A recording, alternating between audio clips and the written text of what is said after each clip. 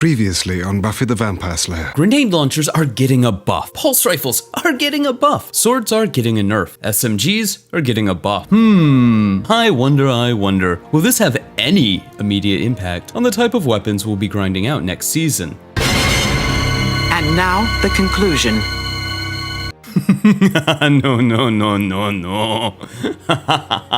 No. No.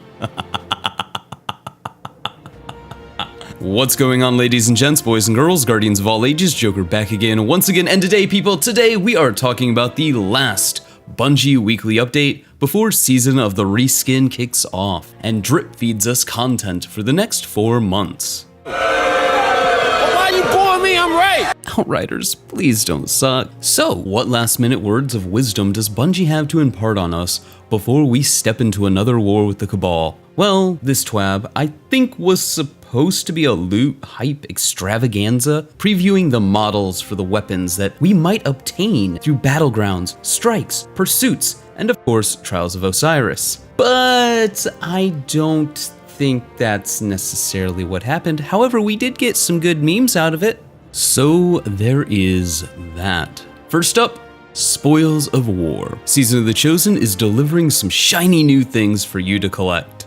I'm gonna be real, I'm gonna be honest, I'm gonna be real honest.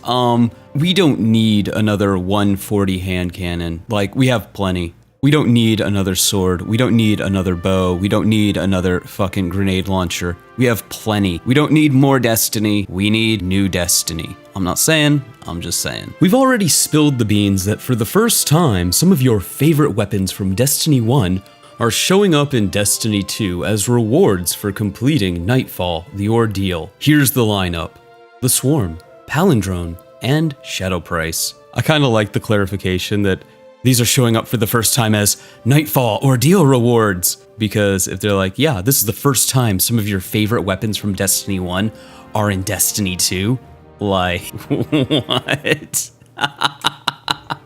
Nightfall the Ordeal weapons have a chance to drop at the end of the activity, depending on your metal, platinum, gold, etc., and difficulty. Master difficulty will give you the highest chance at a drop of the base version of these weapons. Adept difficulty weapons will have a chance to drop from the end of a Grandmaster Nightfall. When they go live later this season, drop chance is also dependent on your metal. Slay enough champions to hit platinum, and you will have a high chance at an adept weapon. So this is one of those things, it's like, cool, whatever. I'm not thrilled about the reissuing of Destiny 1 gear. My only criticism here, though, is doing a Nightfall is easy. It's like, whatever. Grandmaster Nightfalls are more of a chore, kind of to the point where it takes a lot of the fun aspect out of the game, at least for me. And a lot of the time, you're just sitting there grinding out Grandmaster Nightfalls for a seal or maybe a better chance at exotic drops. The point that I'm getting at is I think the last thing that anybody wants is to walk into a Nightfall, finally get that Adept Palindrome to drop, and then get like Hipfire Grip and Grave Robber. I really do think there needs to be some way to re-roll Pinnacle weapons, providing these weapons do have random rolls, be it through a currency that you get through completing the same activity, or through the Spoils of Conquest. Because the ability to re-roll this weapon does help with the disappointment of it being like, oh, I just grinded 3 hours to get a palindrome that sucks ass. Yay. Kinda like the same issue that Trials of Osiris has, where you're like, oh yay, I just spent all weekend trying to go flawless, and all I got was these shards. But moving forward, Hot Pursuit. Similar to Season of the Hunt, we will have a new pursuit weapon for you to earn from your quest of choice. Choose between Strikes, Crucible, or Gambit to earn the new breech-loaded grenade launcher, Salvager's Salvo. After you have obtained your new tool of destruction, you will be able to earn 3 different ornaments for it from additional quests picked up from Zavala, Lord Shaxx, and the Drifter. Ah yes, well played Bungie. First you give back Beloved in the form of Adored, now you buff grenade launchers and introduce a new breach grenade launcher. You know, after you sunset Mountaintop. Gotta say, I respect the hustle. And I know people are going to screech, but Joker, it's not Mountaintop! All while hoping that it's actually Mountaintop. Here's the thing.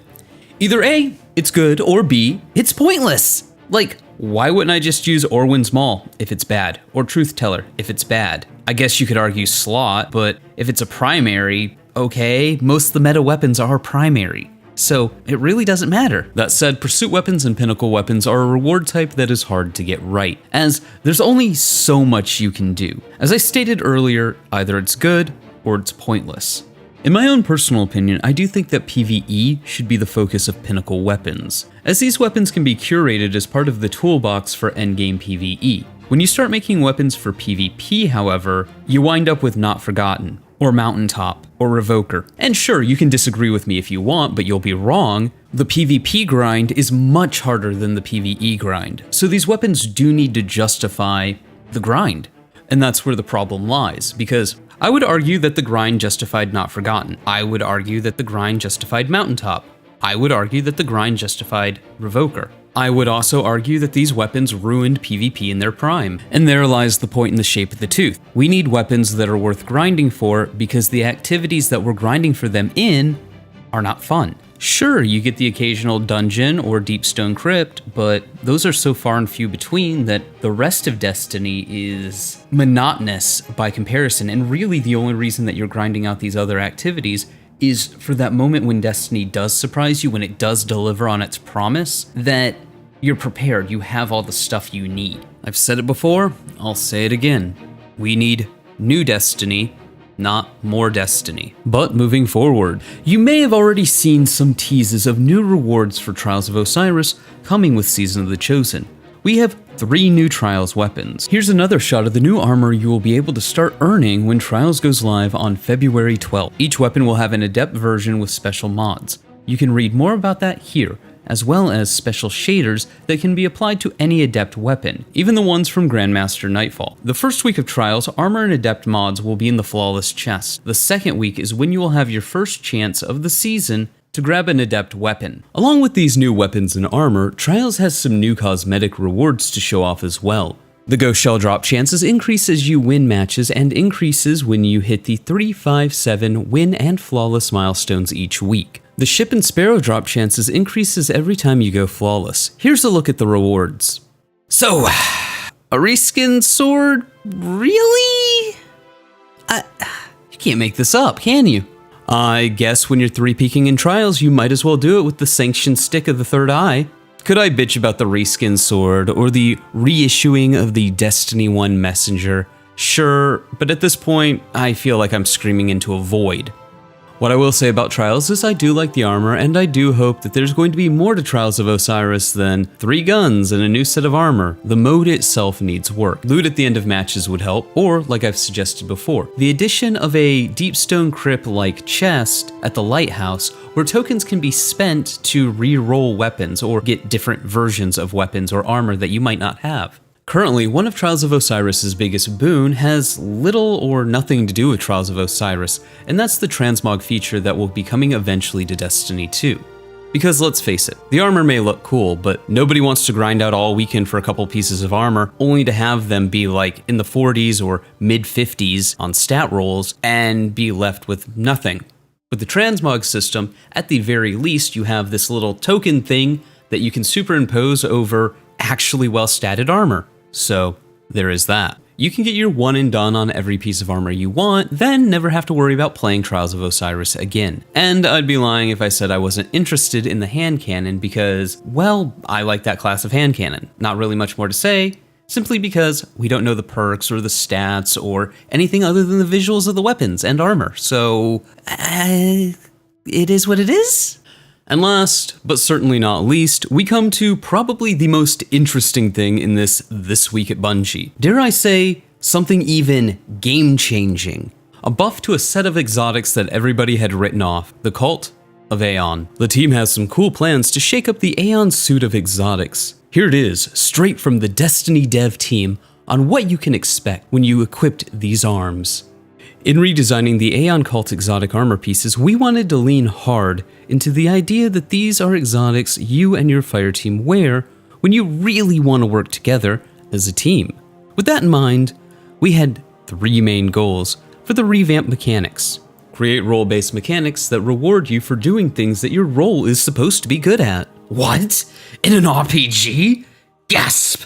Shock!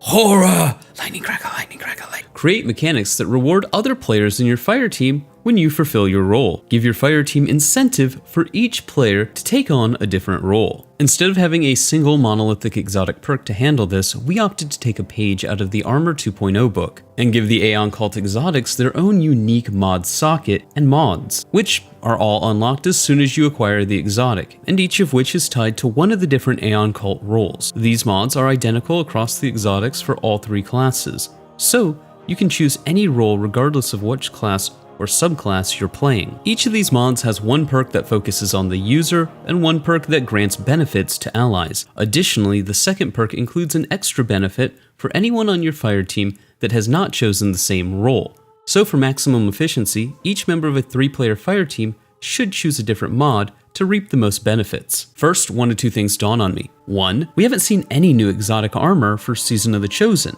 We do, however, see the Aeon Cult gauntlets on a warlock during the trailer. Second, the post says once acquired, the mods will be unlocked. Now, I'm not saying that Bungie is going to update an exotic, make a 2.0 version and have you grind it out in Lost Sectors, even if you already own a perfectly rolled set. I'm just saying at this point nothing would surprise me.